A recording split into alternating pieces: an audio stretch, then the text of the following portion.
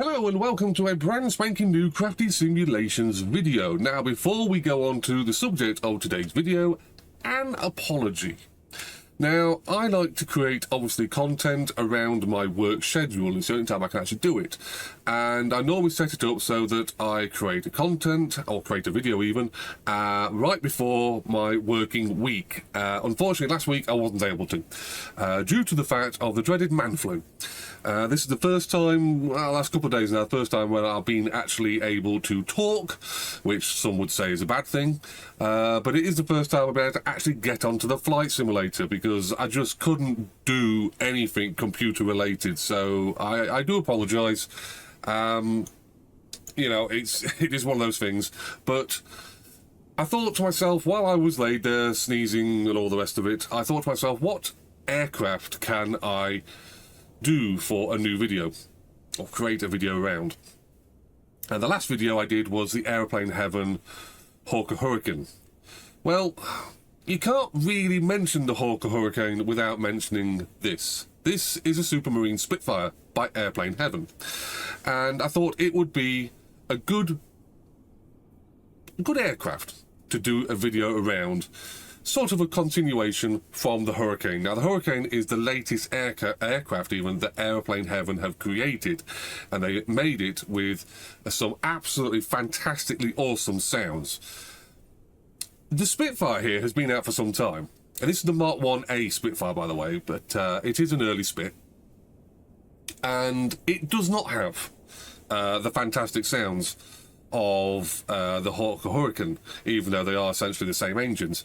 So this will be the sounds that Aeroplane Heaven have put into their aircraft. Now, I don't know if there's going to be an update in the future that maybe takes the Spitfire up to the lofty heights of having Echo 19's amazing sound pack inside it, but you know, I digress. At the moment we will only review the aircraft of which we see before us now. So it'll be the same kind of concept as the last video I did. All the talking will be done at the start of the video, because I think the Spitfire is just about as iconic as it possibly can get, and I don't need to be talking over the sound of a Merlin engine in a Spitfire over the UK. I think we can all agree that. So, like I said, this is the Mk1A variant of the Spitfire. This is Battle of Britain Spitfire at its best. This particular Spitfire is the Duxford Imperial War Museum, I couldn't even say that right, Spitfire. So we have the black and white markings underneath the wings for, I do believe, recognition? So people don't shoot at it from the ground, I should say. But we have the typical Spitfire Battle of Britain camouflaged paint system on the top here. This, I mean, what can you say about the Spitfire that has not been said before? If you mention the mere word Spitfire to anyone, even if they don't know anything about aircraft, they will know what a Spitfire is. They will know what a Lancaster is. They will probably know what a Hurricane is. But the Spitfire is the glory aircraft of the Royal Air Force in the Battle of Britain. And I'm not saying that for a bad thing. You know, some people go out for glory for the bad reasons. The Spitfire just looks the part. It is sitting next to a load of Eurofighter Typhoons over here. This is like, you know, the quantum leap between the two, you know, RAF nowadays, RAF 1940s. So, what can I say about the Spitfire? Well, like the Hurricane, that was an aircraft of the 1930s. The Spitfire was an aircraft for the 1940s and beyond. It was designed as the world's first, I do believe the world's first, certainly the first in the UK, all-metal monoplane fighter. It was one of the first 8-gun fighters of the World War II, obviously the Hurricane being another 8-gun machine gun fighter, armed with 8 303 machine guns, same armament as the Hurricane. It would have, like I said, an all-metal airframe, so wings, fuselage, tail. I think the tail structure here might be fabric, but the main tail structure here around it is obviously metal. This is leading to the future of aviation. This allowed the Spitfire to be grown into the behemoth that it became in the late well, I'd say the early 50s, I think the Spitfire was still flying, but it had like a massive speed increase on this particular Spitfire. It could carry more weapons. It carried more powerful weapons. The 8 machine guns would have been replaced by 6 303s and 2 cannons, and I do believe it went to the 4 cannon Spitfire. We went over to the clipped wing Spitfire, which had sections of the tips here clipped to increase roll rate. This aircraft was just a technological masterpiece of aviation that could be created to make an amazing aircraft.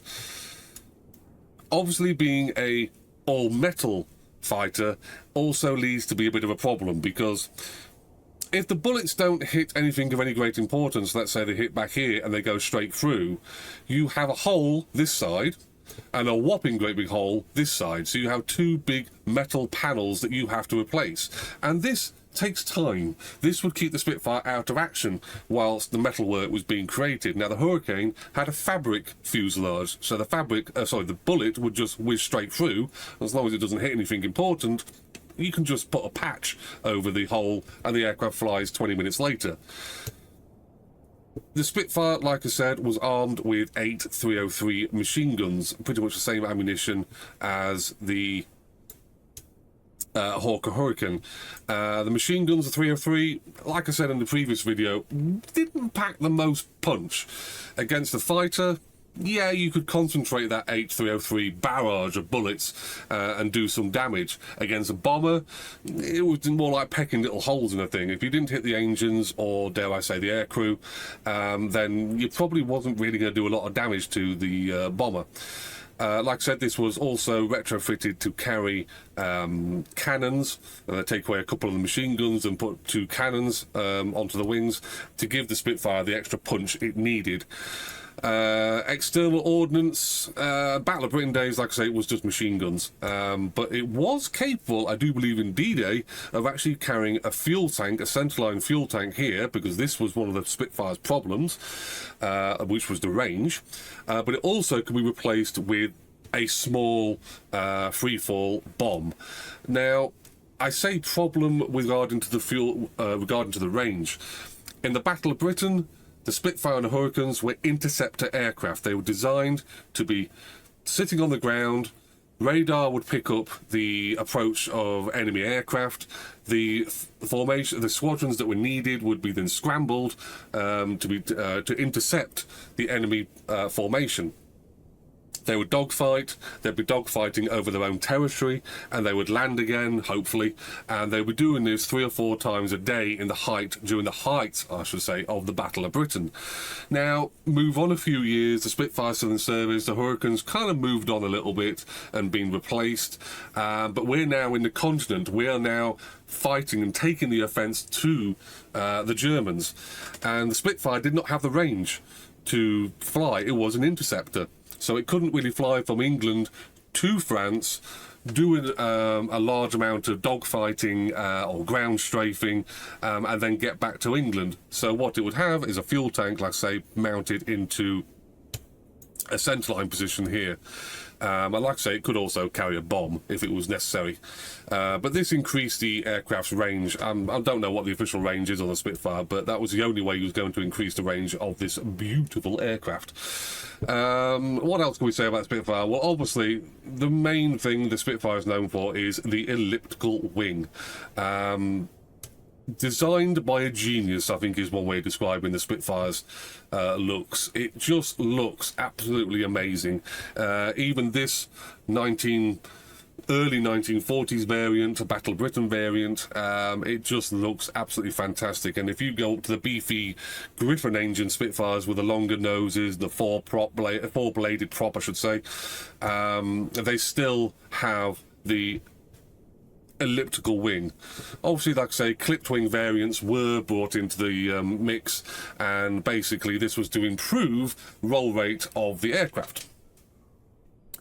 Now, the Spitfire never got the amount of kills that the Hawker Hurricane did. As I said in the previous video, the Hawker Hurricane shot down more enemy aircraft than the Spitfire, than ACAC or ground flak cannons or balloons, you know, you had over the cities. It accounted for more deaths of aircraft than all those put together. And now this is the reason why. The Hawker Hurricane was tasked even with going after the bombers. The Spitfire was a better dogfighter and was more likely to go after the fighters, and the fighters were less of them, the bombers more of them. So the Spitfires would go after the fighters, distracting the fighters and allowing a few Hurricanes, a squadron of Hurricanes, to go and massacre the bomber formations. And that's why the Hawker Hurricane gets more of the famous amount of kills. Although Spitfire, let's be honest, I think is just about as good as it gets when it comes to a warbird. I'm sorry, the Americans. Mustang is very good. Spitfire, I think, it looks better. So, without starting an argument between what is the best fighter of World War II, why don't we get this thing into the air? So, we are currently sat at RAF Coningsby. We are sat outside of the Battle of Britain's hangar here. We're in a Duxford Imperial War Museum, Duxford, I should say. Spitfire, so I should have really got the repaint for the Spitfire that's here at RAF Coningsby. But what we are going to do, we are going to be taxiing out, runways in the usual place over down there, and we shall be doing a little display. And like I say, I will cut the commentary out. I don't need to talk over the sound of a Merlin. That should be against the law in the UK anyway. And yes, we shall get on to the flight of the Supermarine Spitfire, the airplane Spitfire Mk1A.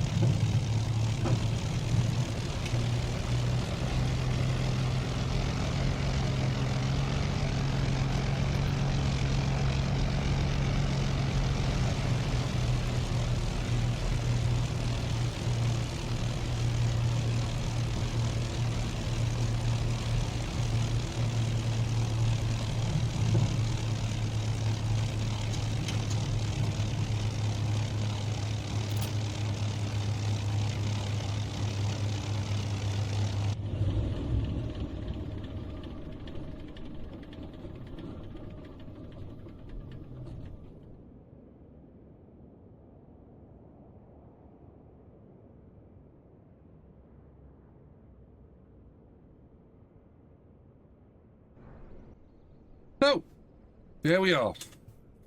Supermarine Spitfire Mk1A by Aeroplane Heaven. Is it as good as the Hurricane, of which they just released? Graphically, yes, I do believe it is. I think this looks pretty much bang on what I would expect an early Mark of Spitfire to look like. Sound-wise, no. Clearly it's not going to be. And this is not a knock on Aeroplane Heaven. Aeroplane Heaven created what their idea of the early Merlin sounded like. It rattles, as we know, in the flight. It growls. It's pretty much what a Merlin sounds like. Echo 19 did, well, they basically knocked the ball out of the park when it came to creating the audio works for the Hawker Hurricane. Now, I do wish and I hope that one day maybe this aircraft will get the same sound treatment, maybe by Echo 19, who knows, but an audio increase would be better. You know, an audio quality by Echo 19 would be awesome. But yes, this is probably one of the best early Mark Spitfires we have here on the Flight Simulator. Now, that being said, there is another Spitfire on the Flight Simulator, and maybe, just maybe, that Spitfire will feature in a future video here on the channel.